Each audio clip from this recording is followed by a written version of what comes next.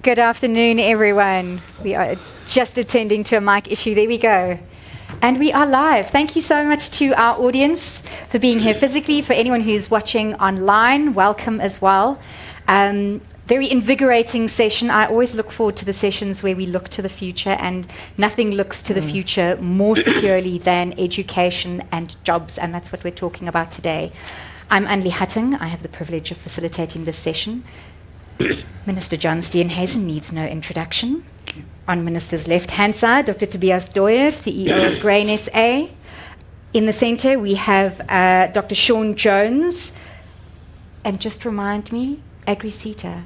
Artisan Training Institute. Sorry, I have the abbreviation here with me. Thank you. Welcome, Dr. Jones. Thank you. We also have with us Mr. Fanny Petler from the AGTECH. Thank you very much for joining us, sir. And Dr. I want to get it pronunciation correct because I practiced beforehand. Dr. Mankoli Moitse from Kagiso Trust. Thank you all so much. Well done. Thank you for being here today. So, South Africa's agriculture is evolving incredibly quickly as technology, mechanization, and digital systems change the way how farms and agribusinesses operate. That transformation obviously creates enormous opportunity, but only if we have the technical and artisan skills needed to ensure that people can participate meaningfully. Agriculture holds immense potential for job creation which unlocks economic participation, dignity for people and communities. And today's conversation explores how industry, government, training institutions can all work together to build a workforce that's not only skilled, but employable, adaptable, and future ready. Thank you very much, everyone, for being here. So last year at NAMPO, we had a similar session where we launched NAMPO Tech. I want to start off by asking you, Tobias, where we are since then, in the past year. What developments have you seen?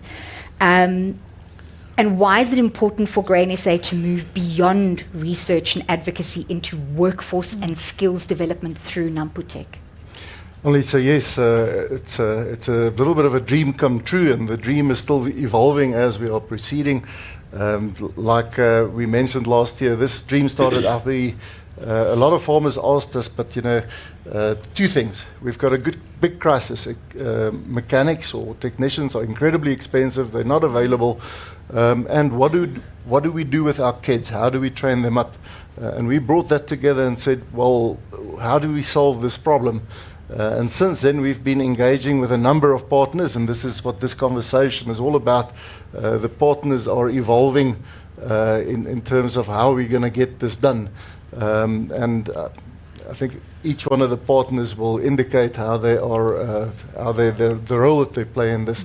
But fundamentally, what we've got is a huge opportunity. The key thing to artisan training is that work placement, that experience that they need to gain to make sure that they are certified at the end of the day. So we have lovely agribusinesses, and they have these placements where they can do learnerships. And we've got I've nearly promoted you, Uncle Fanny. From AGTECH, doing lots of learnership and apprenticeships. And you can see how this thing is going in the direction where we can physically put people in places. The wonderful thing about specifically technical training is there's a huge demand. It nearly feels like scary to say to somebody, you're nearly guaranteed a job within a month or two after qualifying. And it's a huge need in the agricultural sector. Why are we doing this? I think there's a big thing in evolving. It's actually a worldwide trend that civil society organizations must do it for themselves. We shape our own future. And usually we have long conversations about chemicals and DNA and precision breeding and those kind of things. But precision farming or precision machinery is a huge element of modern day farming. We have these huge big robots out there. They're evolving into robots, and we need people that can actually service, operate, and build these wonderful new machines that we're going to see evolving into the future and running around on farms.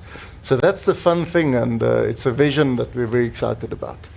So vision is one thing, but every vision needs bold steps, commitment, and support from the right places. And that's where the government comes in. In terms of what has happened over the last year, Minister Steenhuisen, in terms of how government is supporting not just NAMPO Tech, but industry-led agricultural skills development. Yeah, so one of the key interventions that we have been driving is signing memorandums of understanding for technical cooperation with trading partner countries. I think when GrainSA and Dr. Doyle launched this particular program, what they're looking for is the agricultural skills of the future. We understand there's a need now, but where is agriculture going? Where is it evolving? And what do those skills look like that we need to have going forward? And that's why it's very good to look at countries that are ahead of us on that particular journey, to understand what those skills are that are required, and then to obviously develop the technical support that's required. So we've signed a number of memorandums of understanding on a tech basis and agri-tech basis with Italy, and we'll be having a binational commission with them in 2 weeks' time, where agri-tech and the like is going to be very, very on the front foot of the agenda, with Japan, with China, who take a number of our students as well into Chinese universities to teach them the tech, but also the evolving nexus that you're starting to see between tech, science, movement, and the like that's taking place. One looks at just even drones, for instance. Drones in the last year have come a huge way, but those drones are going to need drone operators and licensed and trained operators. We need to find the best places in the world where those are, and to be able to bring those skills to bear in the ecosystem that agri-tech is creating, and to then harmonize those agreements so that they actually find something solid to interact with here on the South African side, rather than just remaining agreements on paper. For far too many years, we've seen these sorts of agreements signed, but there's no actual take-up or initiative there. What the Agri-Tech initiative will do is give us a plug-in point where we can say, right, the University of Shanghai, Japan, etc., plug in here, because this is an area where that has become the nexus for this type of skills development going forward. And that way, we can future-proof our agricultural sector in South Africa so that we do have those skills. I know I'm taking a bit longer than I should, but I just want to say it is one of South Africa's stumbling points, is the lack of skills in the country, which is why the CETAs were originally set up. Because even if we were to suddenly strike oil in the middle of the Karoo and our economy started growing at 8 or 9%, do we have the skills to drive that growth? Every other time we've had a major boost, even during the World Cup where we had to build stadiums, a lot of those skills had to be imported to meet the deadlines. And I think the evolving skills development is going to be fundamental to us future-proofing agriculture from the big changes that are coming. And we're seeing a lot of increasing interest from young people in the agricultural sector. It's enjoying a lot of attention at the moment. The time to strike is now, to get them involved and to build a pipeline that's practical, and that pipeline leading to actual employment, I think is one of the key areas as well. I want to come to you next, Mr. Petla. How do you see sector skills systems evolving to stay relevant in this rapidly digitizing agricultural environment? Well, thank you very much, and thanks, Doc, for promoting me to doctor. Well deserved. Thanks, good afternoon, Minister. If anyone needs a degree here, I think it's me. Thanks for sharing the platform with the Minister. It's an honor for me, Doc, for inviting AgriSA. I think a lot has been said around what drives the skill needs, and technology is one of those. You cannot walk into this future and then you cannot respond to technology requirements and all that. I think from the CETA perspective, we are quite aware that the methodology of getting productivity nowadays is to apply a new methods of farming and responsive to technology. But I think the gap that has been in the space is that while we producing number of learners. We are supporting number of learners, but practicality and application is missing. I think we need to join the synergies, we need to pull things together. I learned from what was said in the previous session, where we are now looking at the development of emerging farmers or subsistence farmers up to commercial. But if we don't look at the application level of technology, we will keep on producing learners. And then the learners, the seekers have been there, and many learners have been produced through skills development.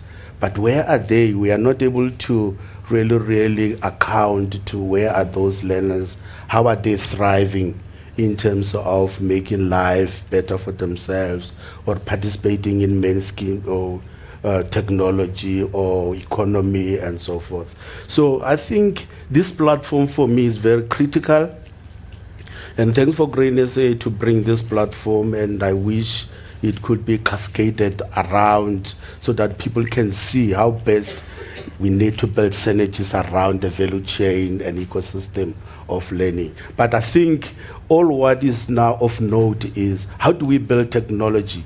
It's not cheap, we know, and how do we fund it? How do we fund development? How do we get all the role players to come to one table and fund the development, because we will find ourselves behind if we are not pulling strings together in terms of technology. But where do we start? I think we should start by identifying those key role players, catalysts in technology as a sector itself. Starting from the platform like this, I think is not bad, to start identifying each other to work together and then look at the technology drivers, look who can lead us in terms of, studying the technology. We can start a more small way. I don't think it's something that we can just boom because of the constraints that are involved monetary-wise into this space. But I think we've got institutions of learning. And then, for instance, we've got agricultural colleges in our space, 11 agricultural colleges. But where are they? What is the status? Where are they in terms of the ability to respond to technology that we want?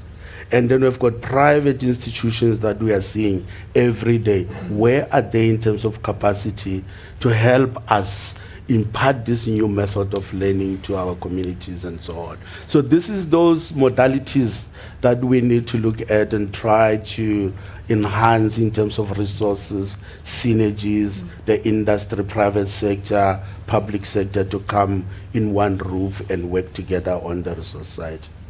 And luckily that's one thing that our challenges over the past 5 years has necessitated, this working together, private sector, government, organized agriculture, agribusinesses, all committing to the same goals. And I think that's probably set us up really well for this pathway or the journey with NAMPO Tech.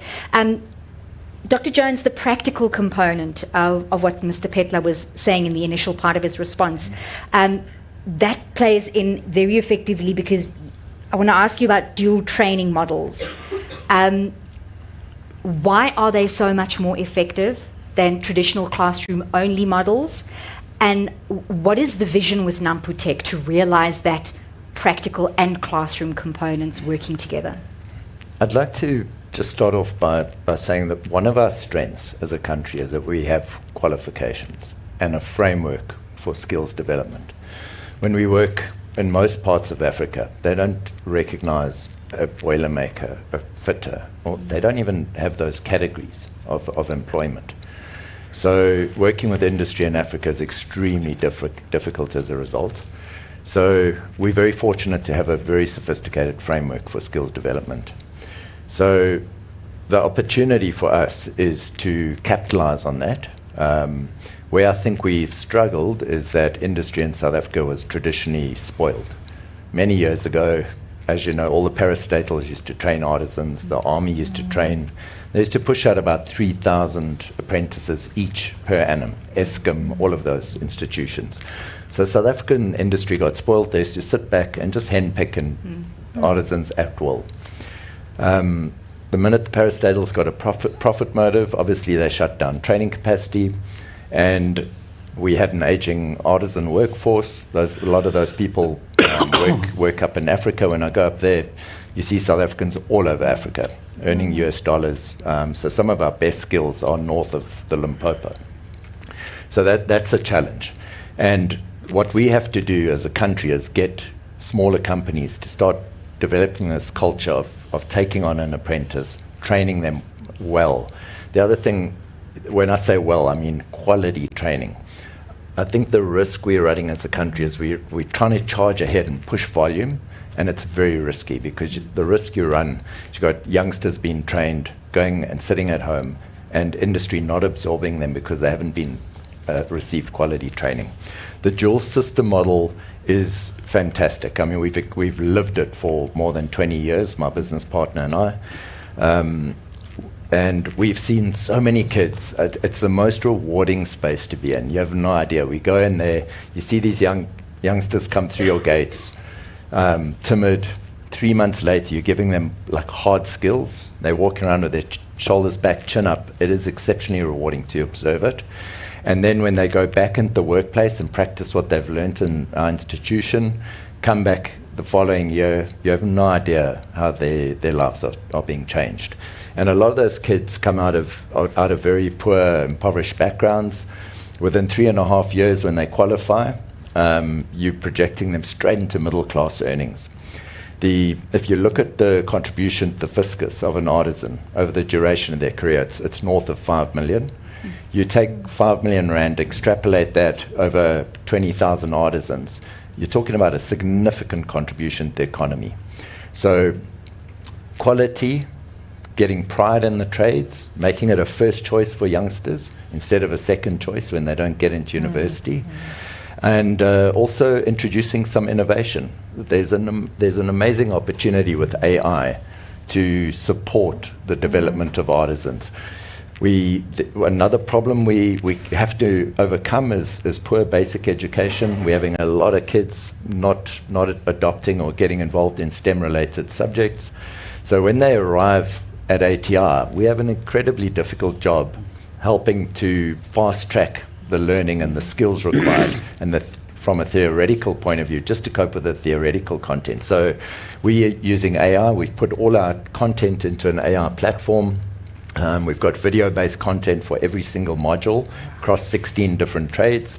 And we're going to use that strategically to help. And I think from a pedagogy point of view, teaching young people to use AI from the get-go, teaching them to be very precise in the way they prompt it, also enables them later on to give very precise feedback to their bosses when they get questioned.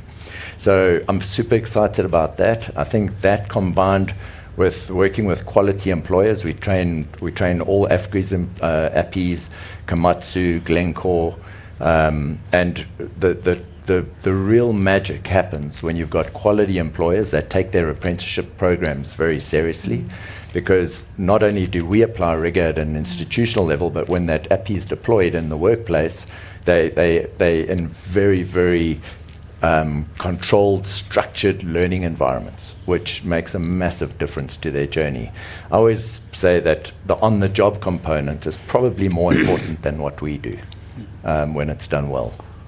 So a well-structured program, and it's an area where I know it's not easy for smaller employers. There's a lot of red tape to taking on apprentices, but boy, is it rewarding. And far more rewarding when you can groom somebody in your own company culture, work them through the system, and if you treat the Appis well, 9 times out of 10, they will stay with you. I always hear this argument by employers saying, oh, you train an Appi and the minute they qualify, they leave. It's only because of the way you treat them and the way your reward structures work. So it's something we should all be doing, in my opinion. Finally, I've made my way to the other female in the room. I said earlier, we're bookending these gentlemen, and it's proper that we do so. Dr. Moitse, from an inclusion perspective, what's still missing from many of the current agricultural skills initiatives? Because as Mr. Petler pointed out, we have many training institutions already in place. We're not trying to reinvent the wheel. We need to work with what we've got and get everyone on the same page. So having identified what those gaps are, share them with us. Yeah. No, thank you for the question and the opportunity.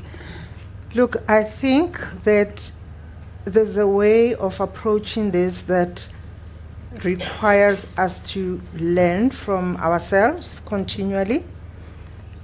There has been opportunities where we have seen that if we collaborate better, I think as South Africans, we talk a lot about collaboration.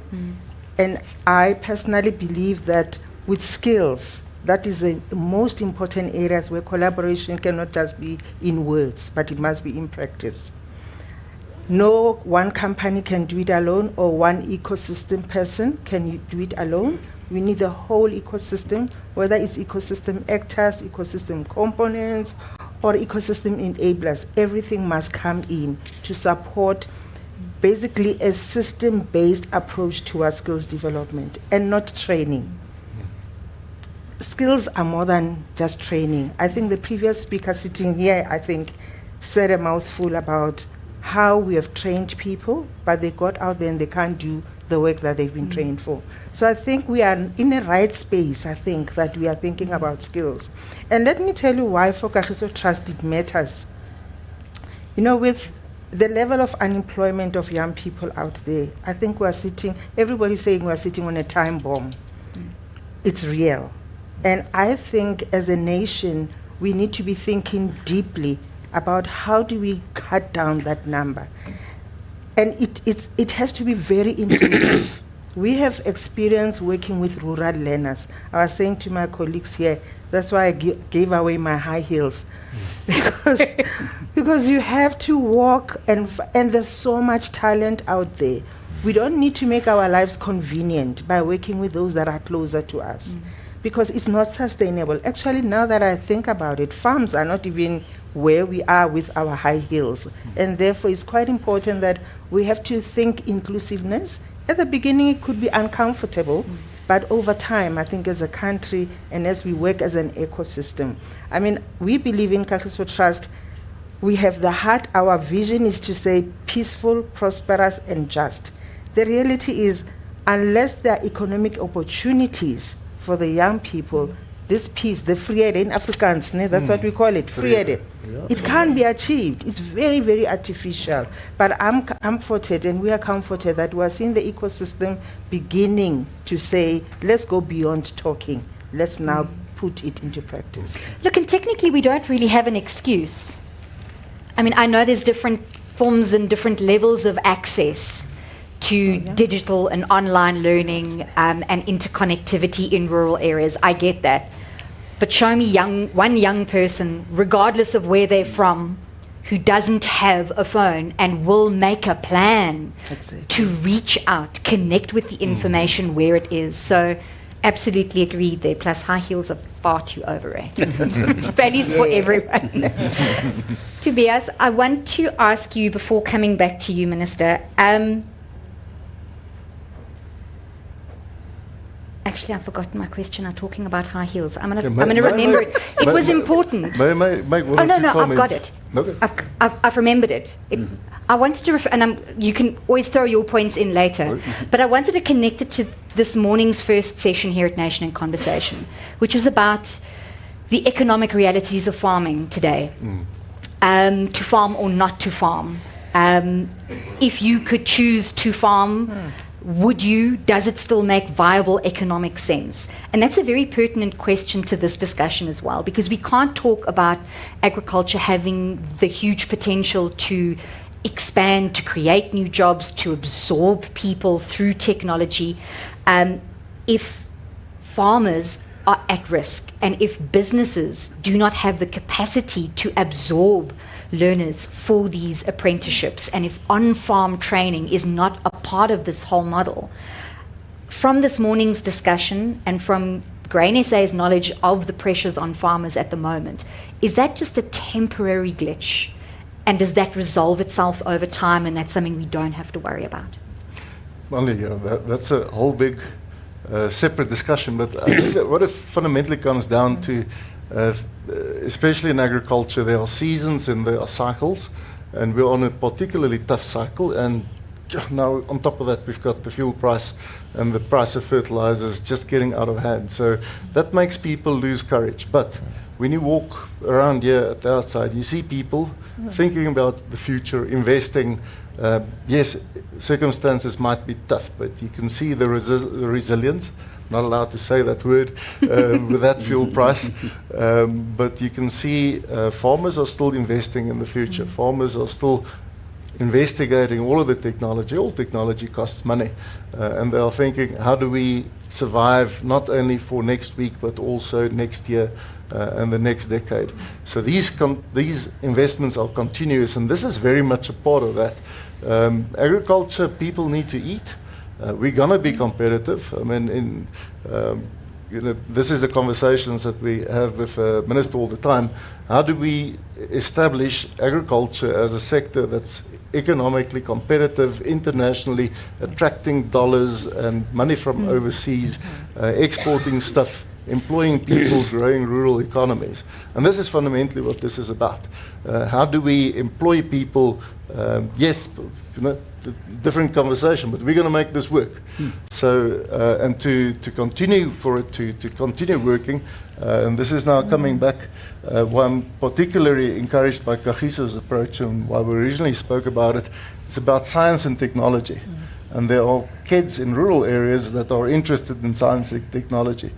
Where this opportunity really comes from is, why do we want to have a NAMPO Tech?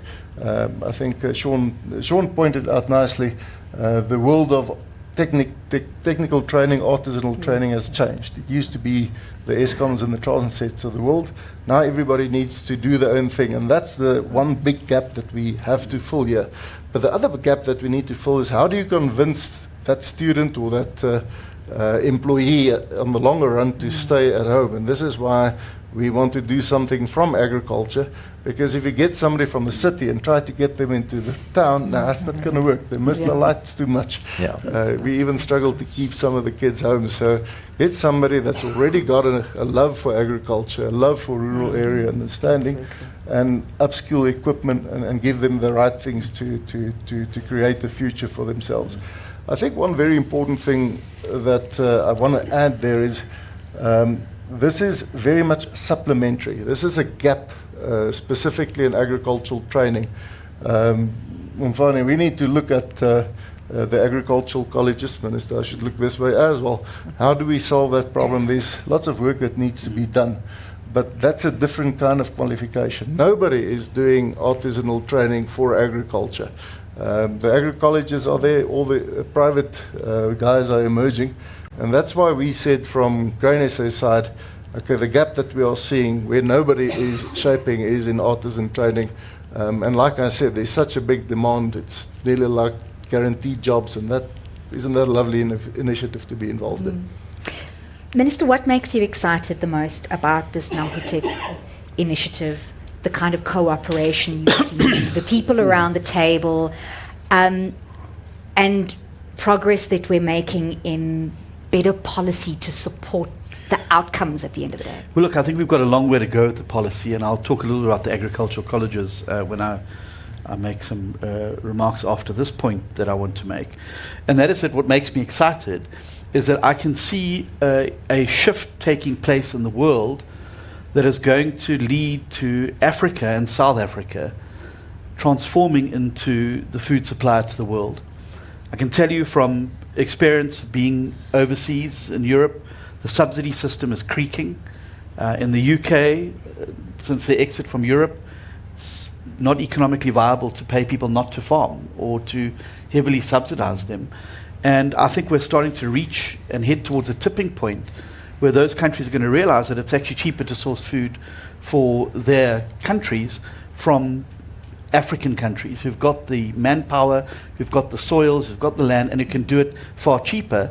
And it'll be to the benefit of the consumers as well in large parts of Europe and the world. China is having to make key decisions now. Do we set aside acres for macadamias, or are we building fintech factories there? And they're starting to make those trade-offs and looking to other countries, which is, I think, largely behind their zero tariff approach now to provide the food to feed their population. So there's huge opportunity for Africa and South Africa to position itself as the supplier of food to the world. And I think we have to then make sure that we've harnessed the skills there to do that. The agricultural colleges are in the process of a major redesign, and I've had 2 meetings now with Minister Manamela. Constitutionally, they belong with higher education. And if we're actually serious about attracting young people to study agriculture, we have to give them the same opportunities we're giving to people at formal universities. Why can a formal university student apply to NSFAS for student funding, but someone attending an agricultural college can't? And so if we want to bring that parity that Doctor mentioned around bringing your sort of formal traditional education, university education, up to par, or bringing them together so there's parity, you've got to provide the same opportunity for those students that are making that choice. There's some students who maybe want to do agriculture but are forced into a university system because their parents can't fund fees, etc.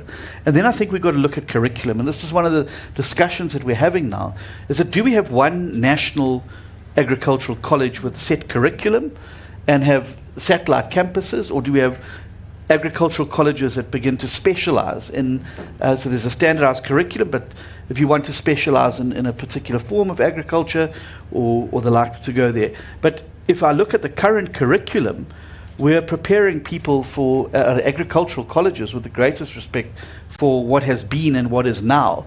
I don't believe that the curriculum is looking into the future, and that's something that we're going to have to address now as we reimagine agricultural colleges over the next year, as we transition to moving them away from provinces and trying to align them with universities or with industry, so that you start to get those synergies taking place, so that the skills that we're imparting at agri colleges are then teaching those people. But then you've got to give those people the opportunity.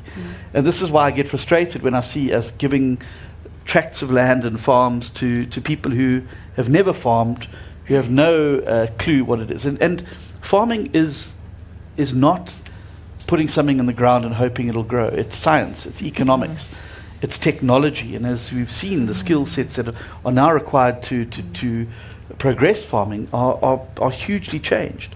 Having seen innovations now where they're growing microgreens in warehouses with 4 employees who actually manage AI robots that are producing intensive microgreens. So the agriculture world is moving forward, and we have an opportunity here in South Africa to leapfrog into that tech, much like we did with our cell phone infrastructure. Because we were late to the game with cell phones, we were able to leapfrog even countries like the US that had adopted older technology. We now need to use this opportunity to leapfrog so that we can position ourselves for that moment when the world turns to Africa and says, actually, it makes more sense for us to obtain food security and uptake from your continent than it is for us to be running a creaky subsidy system that doesn't work for consumers and doesn't work for governments. Dr. Jones, coming to you, because we've been talking about it from the education perspective, but putting ourselves in the shoes of employers, what do they most underestimate about their own role in successful skills development? It depends largely on the size and the sophistication of the employer. The smaller employers generally negate their responsibility to train and take people in. And I understand it. It's difficult. As I said earlier, the red tape is something that they always say is an issue. The larger employers quality customers tend to train more than what they need. So they'll take on 15 to 20% more apprentices, train them, they keep the cream of the crop, and post-qualification cut the rest loose to look to job seek. I think from an employer point of view, there are more pros and cons. Typically, at an institutional level, we train all the basics of a trade, so that when a young person leaves, they go and specialize within an original equipment manufacturer or within a plant in a mining environment or somewhere, and they gain their skills there. So, and by and large, employers add enormous value. And just talking earlier about, how do we maintain pace with the technology advances that are happening? most industry does already. So when we train the basics, most of our OEMs that we train for, they all have their own training environments as well, where they specialize youngsters in those areas. Universities and institutions like ours just cannot keep pace with technology. It's literally impossible, and that's why we've gone the AI route. You know, we can't afford to go and buy these fancy tractors with all these specialist technologies in them. Just impossible. So, but the OEMs do it. So they add enormous value. And when they're onboarded and we work in a productive ecosystem, the magic happens, especially quality. When we push quality, so many employers as well, when you talk to them, they're so cynical because there are a lot of people running around with red seal qualifications that literally are not ready to have that seal or bandied about. So there's a lot of cynicism out there. People talk, like generalize about how the whole industry's collapsed and you cannot find a good artisan anywhere. It's simply not true. There are pockets of excellence. What we have to figure out is how we expand that quality and maintain it. And a lot of it, I think, comes back to we have to push quite hard to get alignment between NAM and QCTO. At the moment, they're doing this. There's a lot of pressure on them politically to get things sorted, I know that. But it is causing disruption. I think that's probably the greatest risk we face right now. What's happened in the plumbing trade, for example, this is the risk. If we bungle our education system, the risk we run in the long term is that employers opt out and start doing their own thing. We have to create a system that works, that is effective, devoid of unnecessary red tape, so that employers can be won over and continue to support skills development, especially the medium-sized and smaller guys. We have to get them on board to help. That speaks to on-farm needs, which is where organisations like GrainSA come really in handy. Dr. Moitse, I want to come to you to talk about funding. Education is hugely reliant on funding. But how does catalytic funding help de-risk innovation and strengthen long-time skills to jobs pathways? You know, with funding, it's a very interesting phenomenon in our country. I think most of our funding structures do not reflect the country we live in. Honestly, you look at how the very farmers, when they talk about, even when they approach government funding, whether we were speaking earlier about the bank, private funding, it's really not reflective of what needs to be required on the ground. We have found that, therefore, it requires, hopefully over time, that will change. I mean, once we realize that we are depleting our country of a competitive advantage that we've been talking about, once we realize that we are all at risk, hopefully we will re-look at what structures do we need to put in place.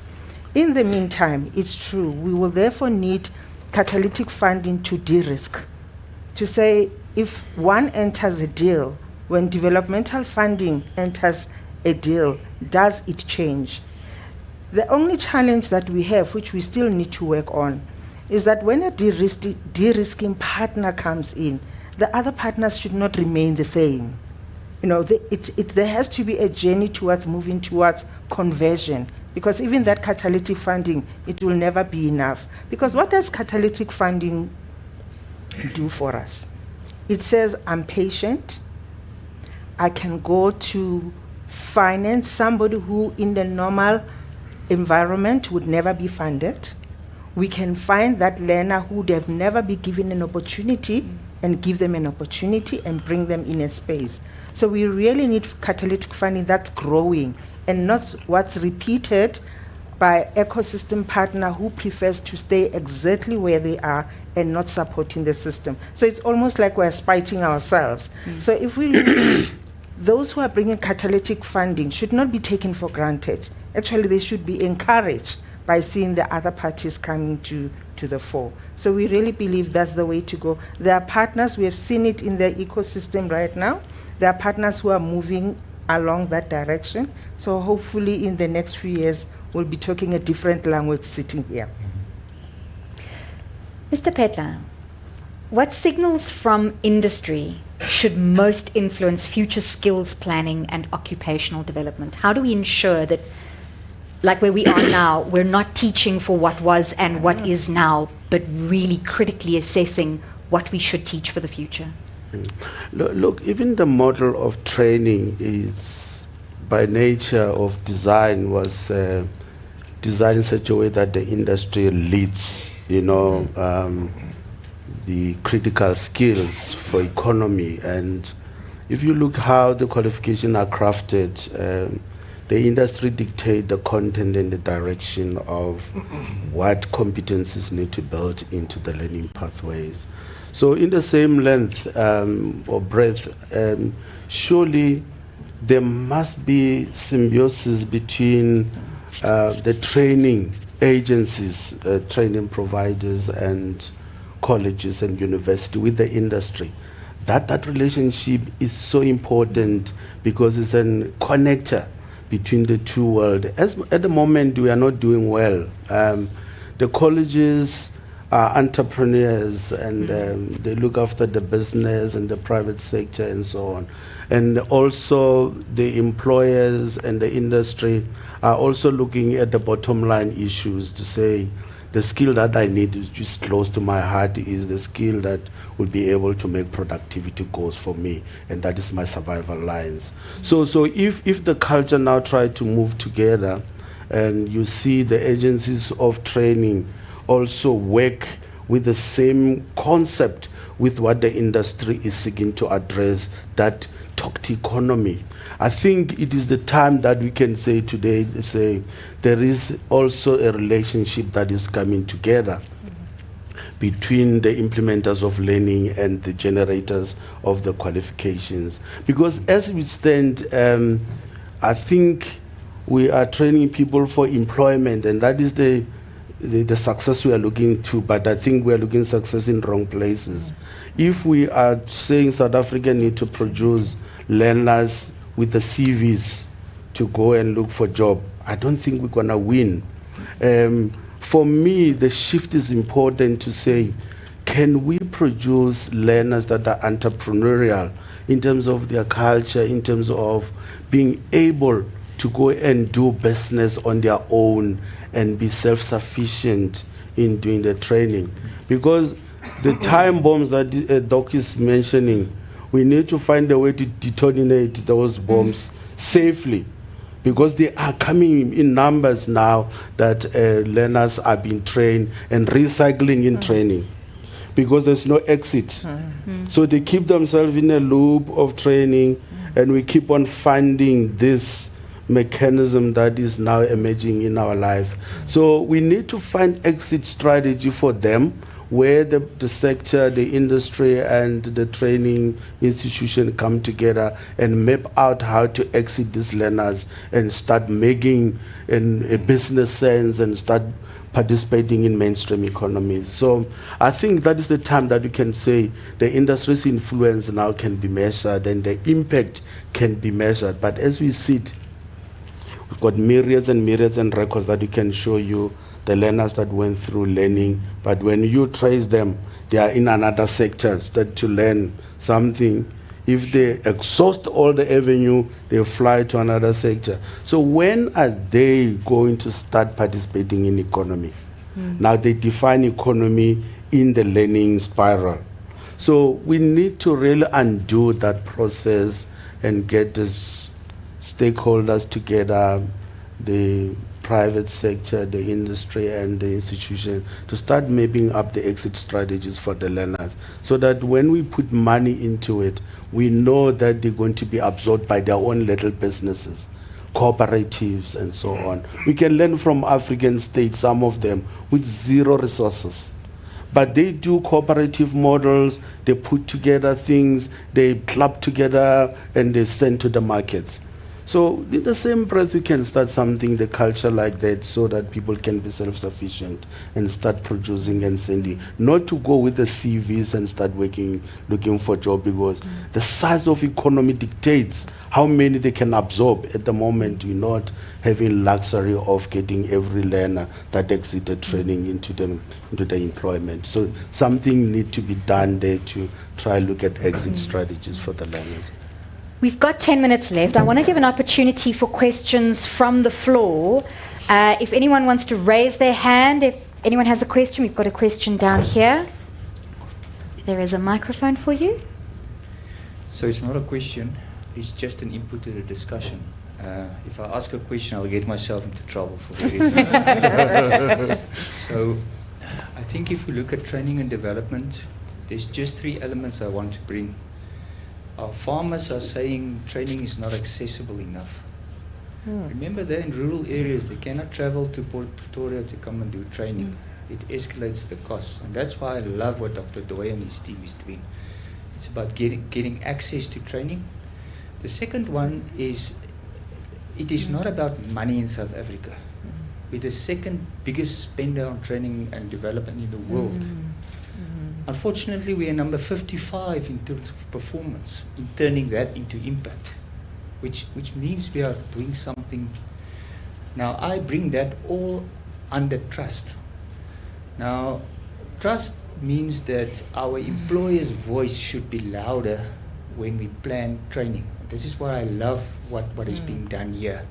Because remember, if the voice of the employer is loud, it gives you agility, you can adjust. One of the biggest weaknesses that we have as a country is we're not agile enough. We don't change quickly enough. It takes us 3 years to develop a qualification. Doc, you will shake your head and say, yeah, it's true. So I would bring it down to access, trust, and then I would say if we can just get our industry to start believing in us again, that we are really developing a product that can be useful for them. All the other things will fall in place. Something to consider, Doc, is remember we also need to look at our current employer base. The young ones come in with technology and they're sharp and their hairs are standing like, we all understand that. But some of our employees, they've still got 15 and 20 years to work. We also need to look at how we are on board them in terms of technology. Let me stop now and perhaps give somebody else an opportunity. Thank you very much. Thank you very much for that input. Anyone else would like to contribute something? We've got something in the back there. Thank you, Anli. Mr. Patla, you mentioned relationships very briefly, and I'd like to perhaps elaborate a little bit on that and address my question to you.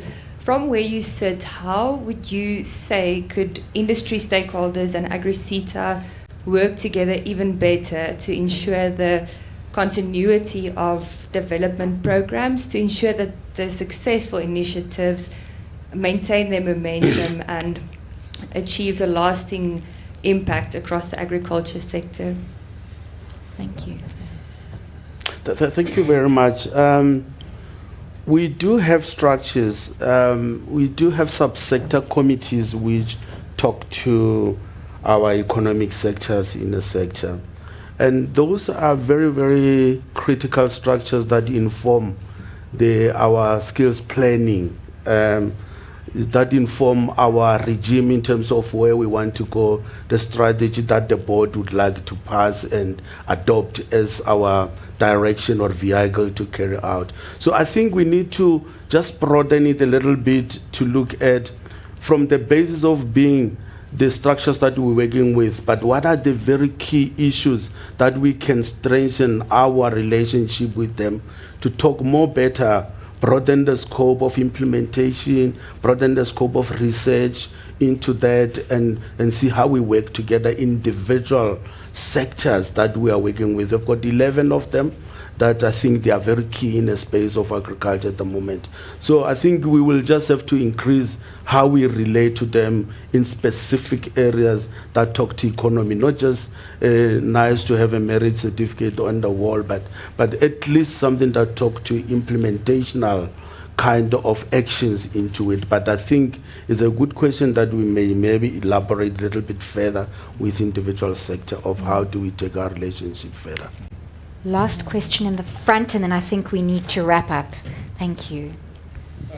Yes, thank you for the opportunity. I seem to be one of the unicorns in the room.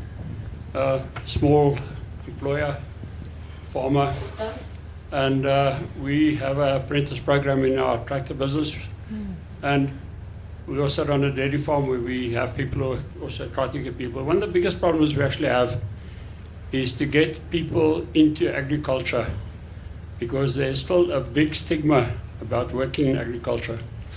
We train quite a few tractor technicians a year, and our biggest threat is we lose our guys overseas. We've got a guy fully qualified. The world is his oyster. There's such a demand for these guys worldwide and in South Africa. Yeah. But we go to schools, we try and matrics and the rural schools, we try and get them to come in to apply for tractor apprentices or whatever, and we just don't get them. And on the other side, I don't know how it is, but at one stage we actually threatened that we'd actually lose our training grant because we're not BE compliant. And that, or we asked them to put it in writing, it never ever happened, but it was a threat that we actually received.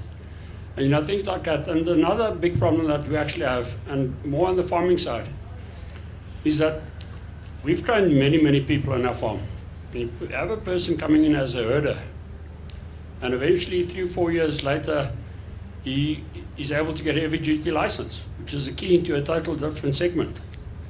And it's actually an honor to be able to train people and to see them to actually spread their wings and move away. When a guy actually leaves our training and he goes to greener pastures, it's something that we actually thrive on. But we need to get that expanded further. But a big problem that we have is that you often get people applying for a job and he's not suited in his position, and it's impossible to get rid of that people once he has an employment contract. So our labour laws in South Africa, with a minimum wage and the difficulty of actually being able to terminate a guy in position who's not suitable for the position, is a major, major problem.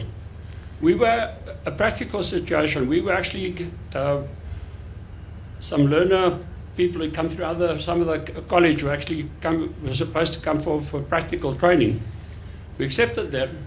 And the Monday morning, 4 people arrived, 3 young ladies in high heels with nails this long to work in a tractor workshop. It was not proper. We had to turn them away. So I mean, there are practical issues that are happening that are preventing us from being able to develop our roles and to employ more people. And as a tractor distributor, one of the things that really bugs me, when somebody comes onto our stand, wants to buy a big tractor, and his reason for buying the tractor is to replace labour. Labour in South Africa is cheap. We have people, we have good people available. We need to give them the skills to make them employable, and we have to do everything in our power to do that, because that time bomb is real, and we're trying to diffuse it in a small way. Thank you. I want to ask you, Minister Steenhuisen, because we had a session here at NAMPO last year on infrastructure. Minister McPherson was an integral part of that.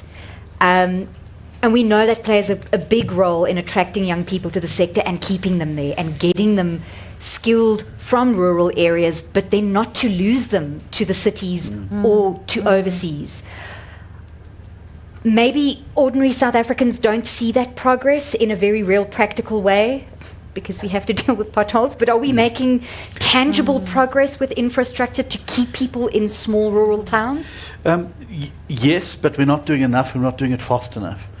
What you don't want to see is a collapse of rural economies, because that then puts huge pressure on your urban environments that can't take it. And we've seen, there's been a massive urbanization in South Africa over the last 20 to 30 years. And that's why we have the pressure there of informal settlements and the like. Cities cannot take the pressure.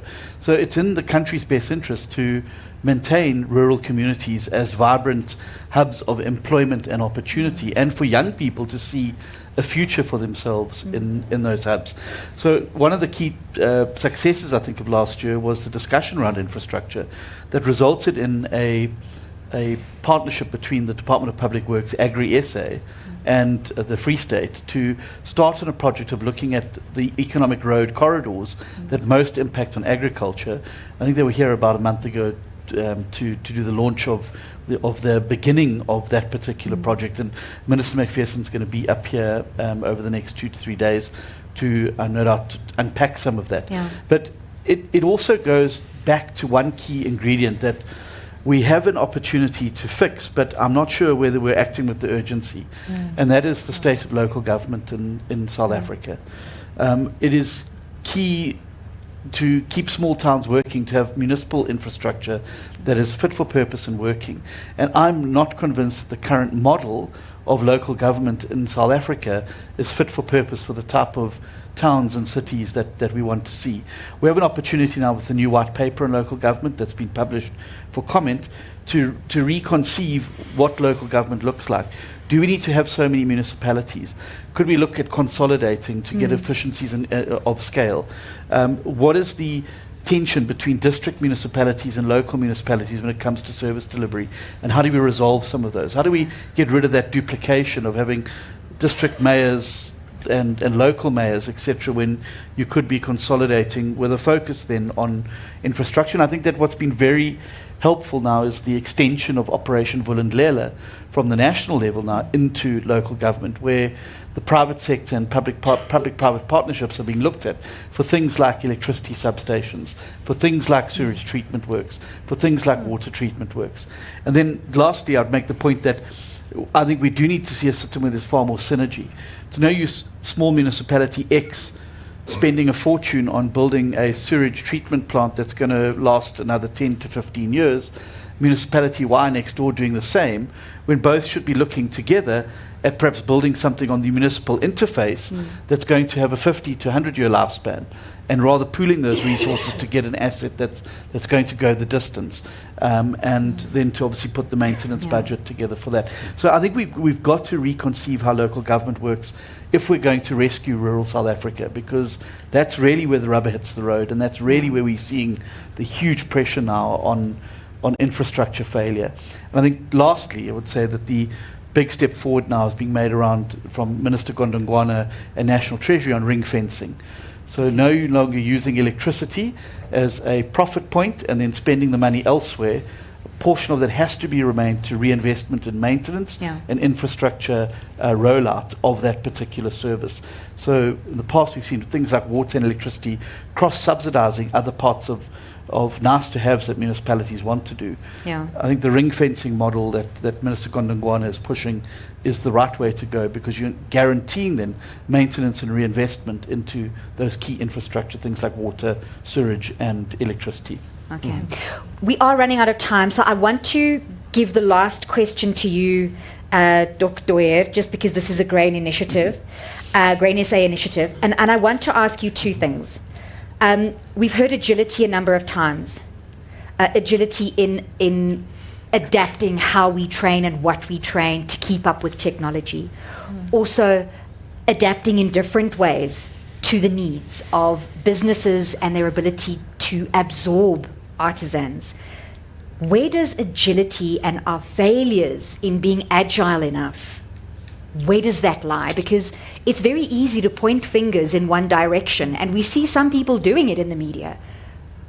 But as someone in the industry, and I'm sorry if I'm putting you on the spot here, but how do we unlock more agility? Yeah. It's wonderful to point fingers, and it's so easy, isn't it? Especially when people are doing things. This is the second NAMPO that Minister Steenhuisen is attending as minister. And we've got millions of vaccines in South Africa, the first time in decades. And yes, we can fix things if we are focused. Agile, 2 years is obviously too slow, but man, we are getting things done.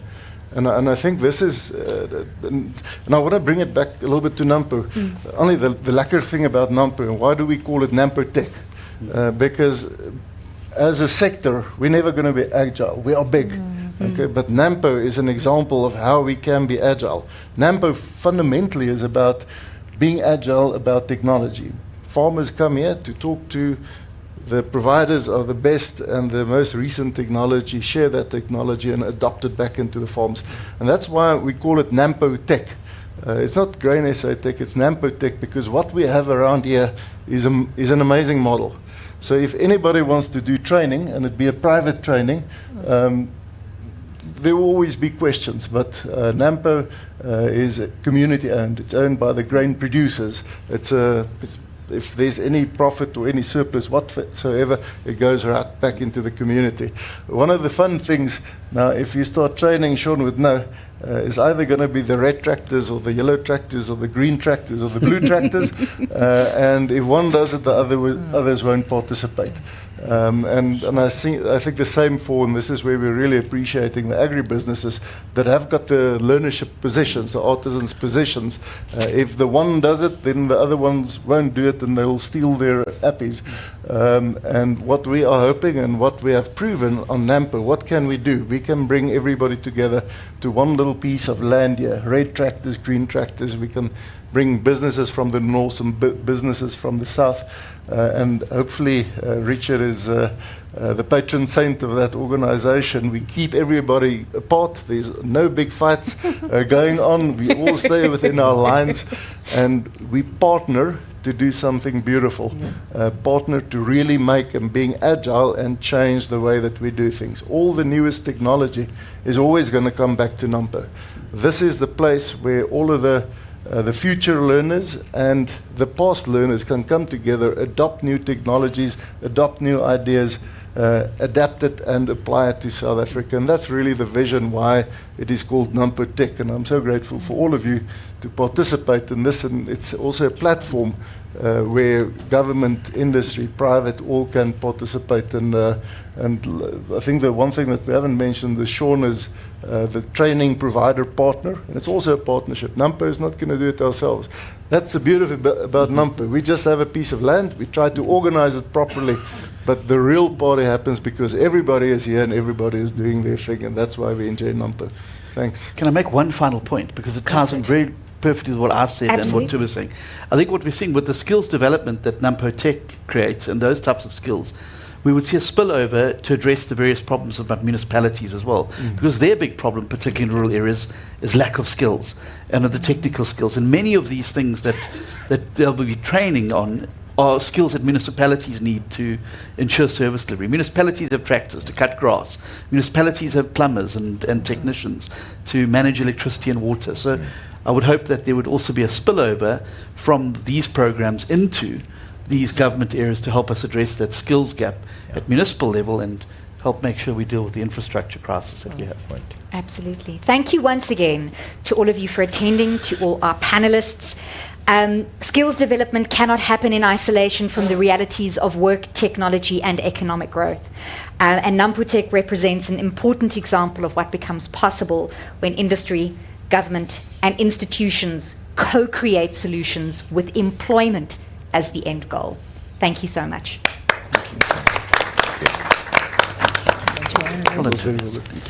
Thank you. Cheers. Good. That's great. Thanks. Thank you. Thank you, John. It was really interesting. Thank you so much. Wonderful. My pleasure.